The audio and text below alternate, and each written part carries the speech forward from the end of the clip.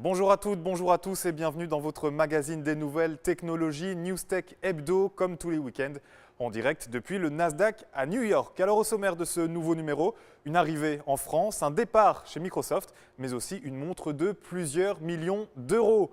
On commence donc avec cette bonne nouvelle pour tous les mélomanes français. Vevo, la plateforme aux 50 000 vidéos musicales, Vevo arrive dans l'Hexagone. Le géant des clips l'a annoncé ce jeudi. Il espère y trouver le même succès qu'aux États-Unis. Le groupe compte ici 5 millions d'utilisateurs et quelques 40 milliards de clics depuis janvier 2011. En se déployant en France, mais aussi en Italie et en Espagne, Vevo espère tout simplement faire passer son chiffre d'affaires de 150 à 280 millions de dollars. Après cette arrivée, on enchaîne cette fois sur un départ, celui du directeur de la division de Windows.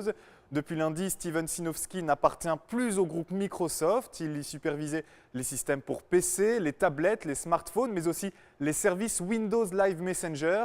Steven Sinofsky travaillait pour Microsoft depuis 1989. C'est lui notamment qui avait piloté le lancement de Windows 8.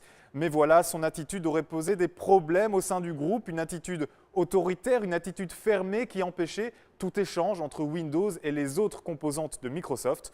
Son remplaçant est en fait une remplaçante, elle se nomme Julie Larson-Green et dirigeait jusque-là l'interface de Microsoft Office.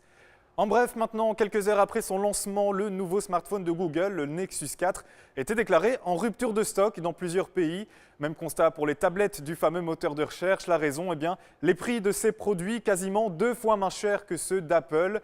La marque à la pomme, justement, on en parle avec ce montant colossal, 16 millions d'euros. Voilà ce qu'aurait dépensé Apple simplement pour conserver le design de la petite horloge présente dans tous ses produits. Un design propriété d'une société suisse, la société Chemin de Fer Fédéraux. Et pour éviter un nouveau procès pour plagiat, Apple a décidé de régler ça à l'amiable, d'où le petit chèque, je le rappelle, de 16 millions d'euros.